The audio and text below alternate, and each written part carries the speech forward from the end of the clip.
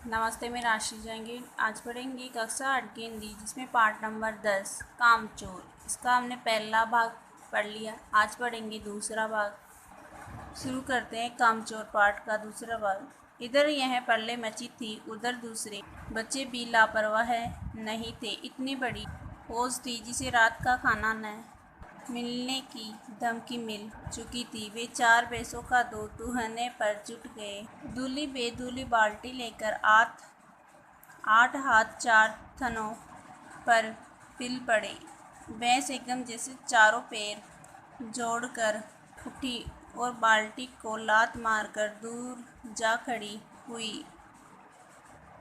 तय हुआ कि भैंस की अगाड़ी पिछाड़ी बांधी जाए और फिर काबू में लाकर दूध दुह लिया जाए। बस झूले की रस्सी उतारकर भैंस के पैर बांध दिए गए। पिछले 2 पैर चाचा जी की चारपाई के पायों से बांध अगले 2 पैरों को बांधने की कोशिश जारी थी कि भैंस चौकन्नी हो गई।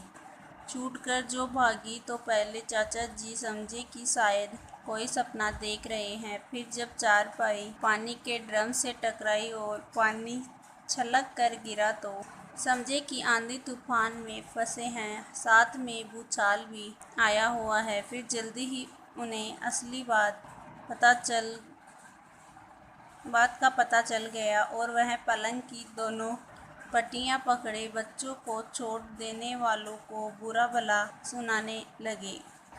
यहाँ बड़ा मजा आ रहा था। भैंस भागी जा रही थी और पीछे पीछे चारपाई और उस पर बैठे हुए थे चाचा जी।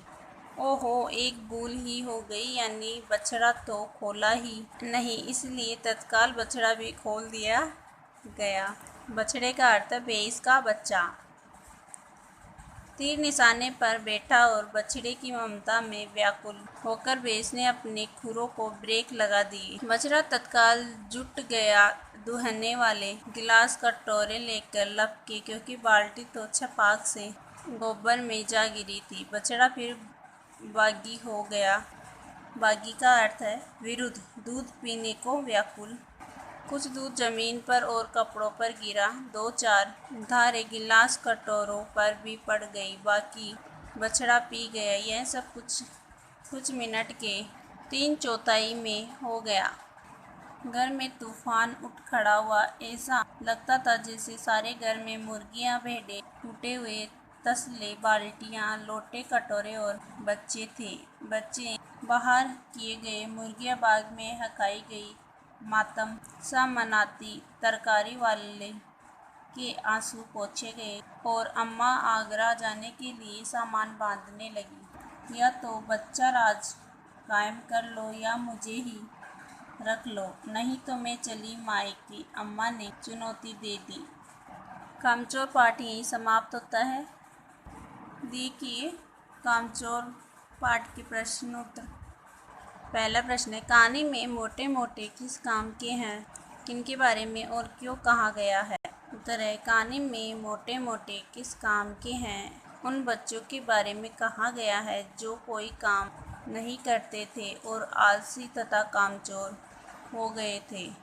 अगला प्रश्न है, बच्चों के उद्यम मचाने के कारण घर की क्या दुर्दशा हुई। उत्तर है, बच्चों के उद्यम मचाने से घर में धूल और कीचड़ चारों ओर फैल गया। झाड़ू टूट चुकी थी, घर के बर्तन इधर उधर फैले थे, भेड़ें और मुर्गियां इधर उधर घूम रही थी। बर्तन, चादर, दूध, झाड़ू आदि का काफ़ी नुकसान हुआ था। अगला प्रश्न है, या तो बच्चा राज कायम कर लो या मुझे ही रख लो, अम्मा ने कब कहा और इसका परिणाम क्या हुआ। उत्तर है, यह बात अम्मा ने उस समय कही थी जब बच्चों ने तनख्वाह के लालच में काम करने का निश्चय कर लिया, लेकिन काम के नाम पर उन्होंने ऐसा उद्यम मचाया कि ऐसा लगने लगा जैसे घर में तूफान आ गया हो। यहाँ तक कि अम्मा ने आगरा जाने के लिए अपना सामान बांधकर अब्बा को धमकी दी, जिसके परिणाम स्वरूप अब्बा ने सभी बच्चों को किसी भी काम से हाथ न लगाने का आदेश दिया। अगला प्रश्न है, कामचोर कहानी क्या संदेश देती है। तो देखिए, कामचोर कहानी हमें यह संदेश देती है कि बच्चों को पूरी तरह नौकरों के भरोसे नहीं छोड़ना चाहिए। बचपन से ही काम करने की आदत डालनी चाहिए ताकि बच्चे कामचोर, आलसी तथा माँ बाप के लिए बोझ न बने। अगला प्रश्न है, क्या बच्चों ने उचित निर्णय लिया कि अब चाहे कुछ भी हो जाए हिलकर पानी भी नहीं पिएंगे? उत्तर है, बच्चों द्वारा काम न करने के निर्णय को उचित नहीं कहा जा सकता। ऐसा करने से वे कोई काम नहीं सीख पाएंगे। उनमें आलस से कामचोरी तथा निकम्मेपन की प्रवृत्ति बढ़ जाएगी और आगे चलकर वे परिवार तथा समाज पर बोझ बन जाएंगे। देखिए कहानी से आगे के प्रश्न। घर के सामान्य काम हो या अपना निजी काम, प्रत्येक व्यक्ति को अपनी क्षमता के अनुरूप उन्हें करना आवश्यक क्यों है? देखिए इस प्रश्न का उत्तर। घर के सामान्य काम हो या अपना निजी काम, प्रत्येक व्यक्ति को अपनी क्षमता के अनुसार काम स्वयं करने चाहिए, क्योंकि इस प्रकार किए गए काम सुचारू और ठीक ढंग से होते हैं। इसके अलावा परिवार के सदस्यों में काम को लेकर मनमुटाव नहीं होता। बड़ों को काम करते देख बच्चे भी काम करने लगते हैं, जो आगे चलकर उनकी आदत बन जाती है।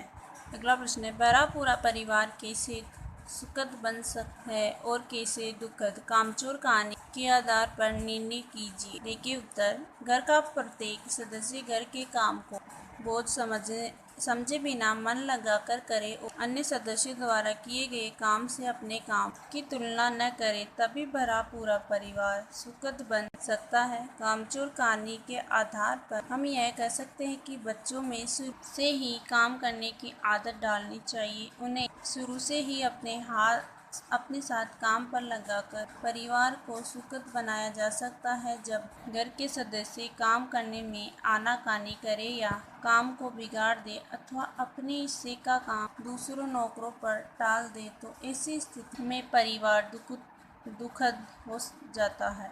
अगला प्रश्न है, बड़े होते बच्चे किस प्रकार माता पिता के सहयोगी हो सकते हैं और किस प्रकार बाहर? कामचोर कहानी के आधार पर अपने विचार व्यक्त कीजिए। देखिए उत्तर। कामचोर कहानी के आधार पर हम यह कह सकते हैं कि यदि बड़े होते बच्चे स्वेच्छा से माता पिता के काम में हाथ बटावे तथा अपने काम को पूरी जिम्मेदारी और निष्ठा से करे, तो वे माता पिता के काम में सहयोगी हो सकते हैं। साथ ही बच्चों से उचित ढंग से काम लेना माता पिता पर भी निर्भर करता है। यदि माता पिता बचपन से ही बच्चों में काम करने की आदत डाले, तभी बच्चे माता पिता के सहयोगी सिद्ध हो सकते हैं। इसके विपरीत यदि बच्चों में काम करने की आदत नहीं डाली जाती है, तो वे दूसरों पर ही निर्भर रहते हैं और आगे चलकर ऐसे ही बच्चे परिवार के लिए भार बन जाते हैं। अगला प्रश्न है, कामचोर कहानी एकल परिवार की कहानी है या संयुक्त परिवार की? इन दोनों तरह के परिवारों में क्या क्या अंतर होते हैं? देखिए कामचोर कहानी में संयुक्त परिवार की कहानी है। जो कामचोर कहानी है वह एक संयुक्त परिवार की कहानी है। जहाँ तक एकल और संयुक्त परिवार में अंतर का सवाल है, एकल परिवार में माता पिता के साथ बच्चे ही रहते हैं, जबकि संयुक्त परिवार में माता पिता के अलावा चाचा चाची, ताऊ ताई, दादा दादी तथा अन्य लोग भी साथ रहते हैं। इसके अलावा एकल परिवार में बच्चों का सामाजिक व्यवहार का ज्ञान नहीं हो पाता, जबकि संयुक्त परिवार में बच्चे अन्य सदस्यों के साथ रहकर सब कुछ सीख जाते हैं। प्रश्नोत्तर यहीं समाप्त होते हैं। धन्यवाद।